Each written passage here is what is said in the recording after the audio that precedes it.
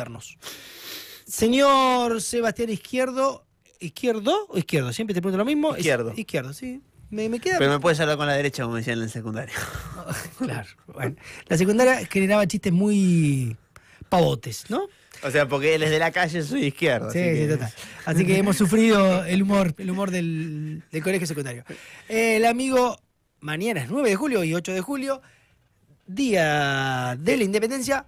Después vamos a hacer el chivo del locro famoso del Café de los Patriotas, acá abajo. Y la efeméride de hoy es, bueno, ayer, mejor dicho, se terminaron las facultades delegadas de la supuesta nueva ley base del gobierno de Javier Gerardo Milei. Mucho se habló en su momento de las bases, pero primero para hacer un poco de historia y para llevar el lazo un poco para atrás. Las bases es el libro más conocido de Juan Bautista Alberdi, escrito en 1850, bases fundamentales para la historia del derecho, se llama el nombre completo. El gobierno de Milei tomó solamente las bases pensando que es como una especie de refundación. Más que refundación, la ley bases era una especie de compendio de redacciones de abogados de empresas que querían romper el derecho laboral y, bueno, hacer cosas al servicio o al ton o a la música de las clases dominantes. La base de Alberdi es algo mucho más que eso. Para hablar un poco de Juan Bautista Alberdi, para decir quién era de alguna manera, que ha sido tan tomado para el vocablo político desde diciembre de 2023, para tomarlo en su seriedad, que no era libertario ni mucho menos. Alberdi primero era pianista, nunca estudió nada, hizo algunos estudios de derecho, escribió cosas sobre derecho y los abogados lo tomaron para sí, pero a título de abogado no tuvo nunca. Él en realidad era pianista, nunca se casó, siempre tenía algún huesito por ahí, tuvo unos cuantos hijos extramatrimoniales, don Juan Bautista. Mira. Es una tradición. Hubo varios próceres argentinos que nunca se casaron y tuvieron hijos extramatrimoniales, Irigoyen, Alberdi y demás. Siempre tenía algunas cartas, era un gran poeta, un gran engolador de mujeres en sus cartas. Y su primer libro es una sinfonía para piano, en 1832. Así que antes de la política, su amor era la música. Alberdi lo recordarán en algunos casos por alguna película famosa en la cual, sobre la vida de Rosas, era amigo de Facundo Quiroga, él es de la misma provincia, es tucumano.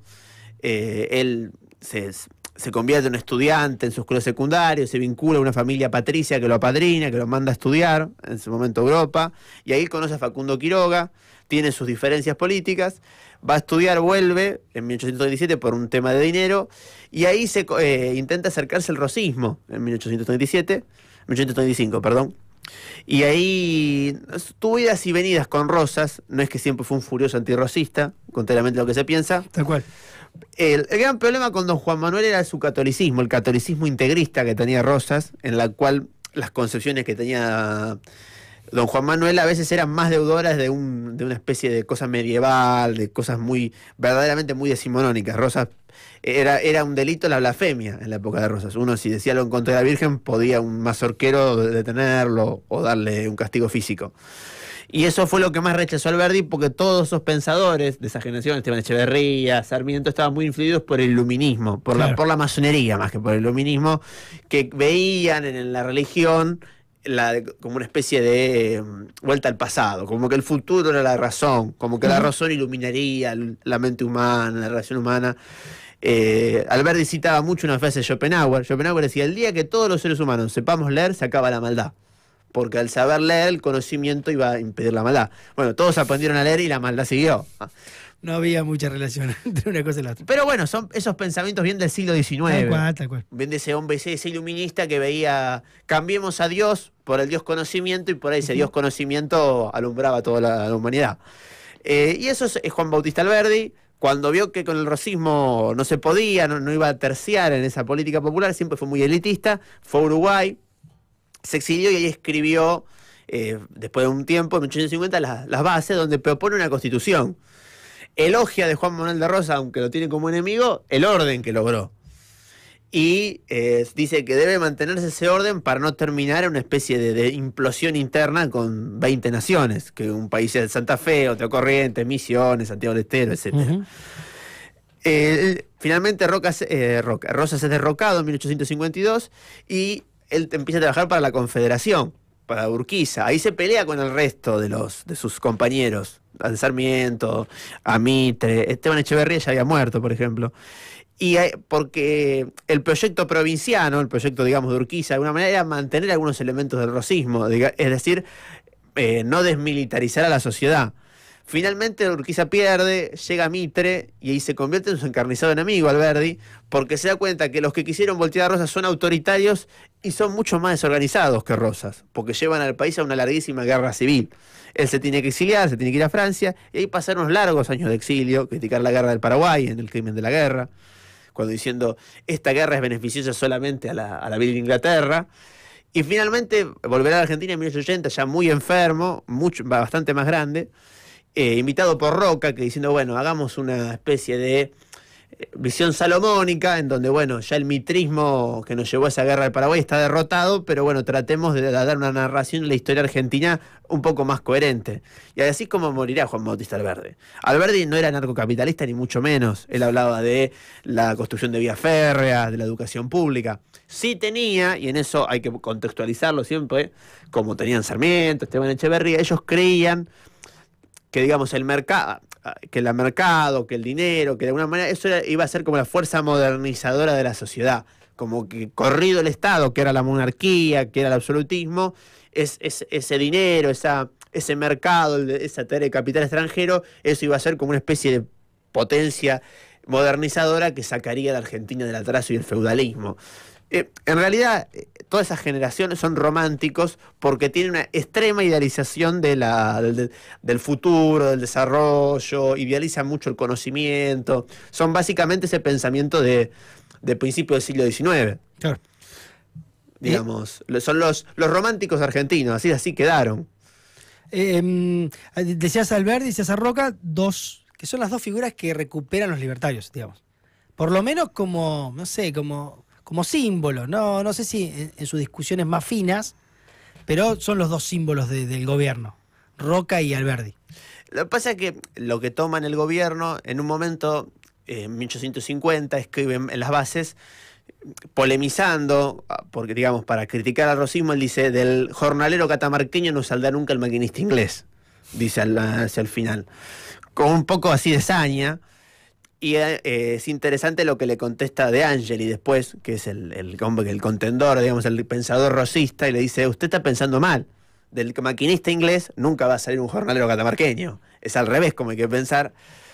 Es una visión por la cual él piensa o entiende que la Argentina puede constituirse como se constituyó los Estados Unidos, ese país en donde el libre comercio, o mejor dicho, el pensamiento industrialista podía constituir una nación, que Argentina iba a ser una nación fallida. Los trotskistas, Milciades Peña, Silvio Frondizi y todos ellos, toman mucho de él, lo toman mucho de fuente. Si uno lee, por ejemplo, el Pueblo Argentino, Milciades Peña, lo toma mucho Alberdi, porque Peña dice, bueno, como esa burguesía fracasó, o sea, como no se pudo industrializar Argentina es un país fracasado, un país no resuelto. En ese nihilismo que tiene el trotskismo argentino, la izquierda argentina, que somos un país fracasado, este tipo de pensadores que querían ser Estados Unidos entronca muy bien. Por eso a veces respetado por la izquierda y por la derecha, digamos, porque a veces ese fatalismo que tiene la izquierda argentina sobre nuestro país, que somos un país fracasado, como que la burguesía no cumplió su misión y que nunca hubo una industria, entronca muy bien por un lado y por el otro. Como El amigo Sebastián Izquierdo, hablando... Yo quería terminar con una frase que me define muy bien esto de Abelardo Ramos.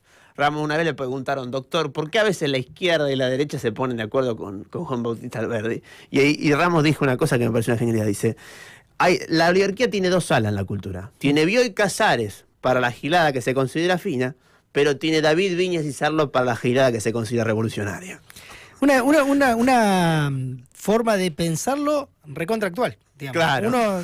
Hoy uno diría mucho, de hecho, si uno escucha, no sé, los análisis que muchas veces hace Guillermo Moreno, sí, cae siempre en esa discusión para pensarnos en las políticas neoliberales de los 80 para acá. Sí. El chabón dice, la derecha, el neoliberalismo tradicional de derecha, pero también el progresismo, y ahí él dice, por ejemplo, en los 90 arrancan con Menem, uno podría decir derecha a nivel neoliberal, pero terminan con el progresismo del frepaso. O, por ejemplo, en muchos análisis históricos, por ejemplo, el rechazo, digamos, el rechazo hacia los montoneros, viene, es el rechazo hacia Firmenich, digamos, es el dicho ese famoso, lo digo por un ejemplo histórico, eso de que mandó a los chicos a la muerte, la conducción de montoneros, eso lo dice la izquierda, o sea, lo escribió la derecha, pero también lo repite la izquierda.